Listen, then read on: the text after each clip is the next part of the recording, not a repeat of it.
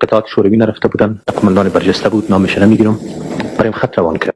من خطش پاسخ گفتم. پس دوباره خط روان کرد، همه چیز را درست پاسخ داده بودی، ولی از یک چیز خودت تیر کردی که عبارت از موجودیت قطعات شوروی است. پس دوباره برش نامه روان کرد. گفتم قبول، اول شوروی ها را از منطقه خودت بیرون میکشیم، خودت اموج مسئولیت تامین امنیت را به عهده بگیر، در منطقه دیگه شوروی نمی باشه. خط روان کرد که نه، من هم با افغانستان تعلق دارم و تو هم رئیس جمهور افغانستان هستی. سوال مسئله یک منطقه نیست، سوال مسئله کل افغانستان است. از کل افغانستان شوروی ها باید بیرون بره. باز نامه برش روان کرد. اگر شوروی ها برآمدن و جایش دیگر را گرفتن، اگر در اینجا باز مشاور امریکایی آمد، اگر در اینجا باز وهابی های عربی آمد، اگر در اینجا باز جنرالای یا میجرهای پاکستانی آمد، برای ما در خط نوشته کرد که در اون صورت باز ما افغان هستیم، تو افغانیت به اثبات برسان، باز ما هم افغانیت خود را به اثبات میرسانیم. حالا در روزا ما باز خط برش روان کردم، برش نوشته کردم که نگفته بودم برای شما که اینها میآیند و آمدند.